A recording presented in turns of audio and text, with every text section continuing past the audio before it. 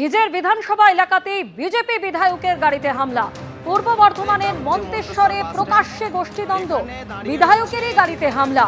বিধায়ক গোষ্ঠীর বিরুদ্ধে হামলার অভিযোগে বিক্ষোভ, ভাঙচুর।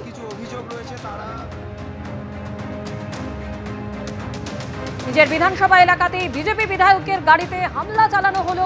পূর্ব বর্ধমানের মন্তেশ্বরে প্রকাশ্যে গোষ্ঠীদ্বন্দ্ব, বিধায়কেরই গাড়িতে হামলা চালানো হয়। বিধায়ক গোষ্ঠীর বিরুদ্ধে হামলার অভিযোগে বিক্ষোভ এবং ভাঙচুর।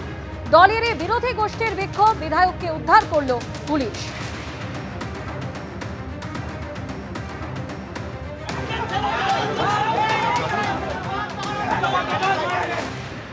ভিডিও করো হাত না দাদা, হাত তো সরাও ভাই, হাত তো সরাও। এই যে মন্তেশ্বর থানার, ঠিক আছে, এমএলএ সৈকত মাজা এখানে মারপিট লাগিয়ে তিনি এখানে আড়ালে দাঁড়িয়ে আছেন, এখানে আপনার লোকরা যখন গাড়ি নিয়ে আটকায় মারতে আসে, আপনারা বলা কি দরকার?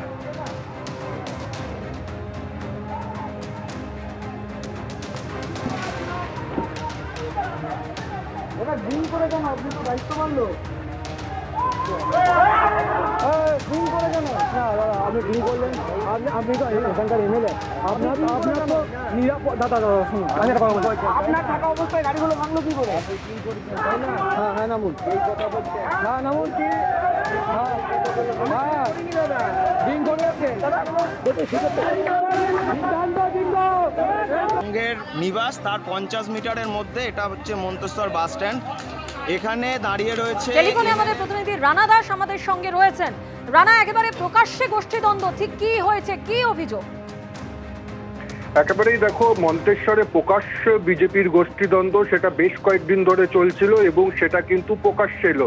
যেটা জানা যাচ্ছে যে এখানে মূলত মন্তেশ্বরে বিজেপির দুটি গোষ্ঠী রয়েছে, একটি বিধায়ক গোষ্ঠী এবং আরেকটি বিজেপির যে প্রাক্তন যুব মোর্চা চিন্ময় রায় তার গোষ্ঠী, এবং এই দুই গোষ্ঠীর মধ্যেই কিন্তু বিবাদ। যেটা চিন্ময় রায় অর্থাৎ বিজেপির যিনি স্থানীয় নেতা, তিনি যেটা অভিযোগ করছেন যে বিধায়ক গোষ্ঠীর লোকেরা প্রথমে তাদের কর্মীদের ওপর হামলা চালায়, তারা যখন থানার দিকে যায় সেখানেও তাদের হামলা চালায় এবং তাদের বেশ কয়েকজন আহত হয় এবং তাদের যে কর্মী, তাদের কর্মীদের গাড়ি ভাঙচুর করা হয়। এবং সেই তারপরে এই চিন্ময় রায় স্বীকার করছে যে তার কর্মীরা কিন্তু যখন রাস্তা দিয়ে আসছিল সেই সময় বিধায়কের গাড়ি দেখে, অর্থাৎ বিজেপির বিধায়ক অর্থাৎ তাদেরই বিধায়কের গাড়ি, সেই গাড়ি আটকে রাখা হয় এবং গাড়ি ঘিরে বিক্ষোভ দেখানো হয়।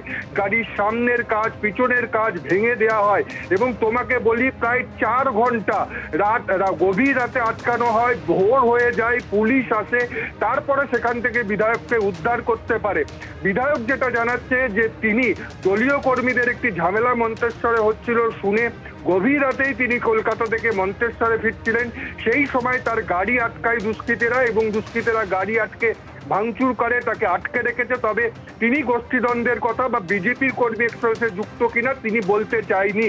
কিন্তু এই ঘটনা একেবারে প্রকাশ্যে নিয়ে এলো যে মন্তেশ্বরে বিজেপির গোষ্ঠীদ্বন্দ্ব কোথায় দাঁড়িয়েছে।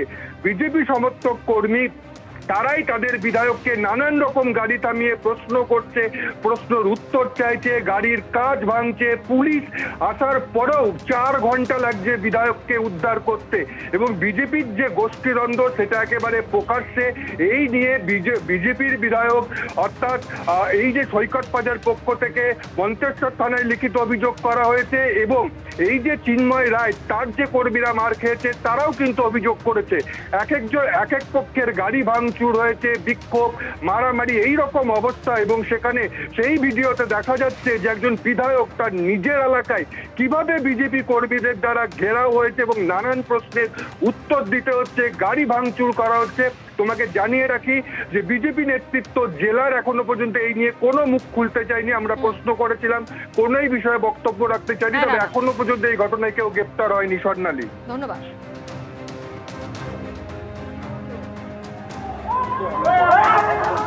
ড্রিঙ্ক করে কেন? না দাদা, আপনি ড্রিঙ্ক করলেন, আপনি তো এখানকার এমএলএ, আপনার তো নিরাপদ। দাদা শুনুন, আপনার থাকা অবস্থায় গাড়িগুলো ভাঙলো কি করে? আপনি ড্রিঙ্ক করেছেন তাই না? হ্যাঁ নামুন, এই কথা বলছে। হ্যাঁ নামুন। কি ড্রিঙ্ক করে সঙ্গের নিবাস তার 50 মিটারের মধ্যে, এটা হচ্ছে মন্তেশ্বর বাস স্ট্যান্ড। এখানে দাঁড়িয়ে রয়েছে এমএলএ এর গাড়ি এবং এখানে সংঘের কার্যকর্তাদের বেশ কিছু অভিযোগ রয়েছে। তারা দেখতে পায় এখানে এমএলএ এর গাড়ি দাঁড়িয়ে রয়েছে। লাইটটা কার কাছে আছে? টর্চ লাইটটা টর্চ লাইটটা মার।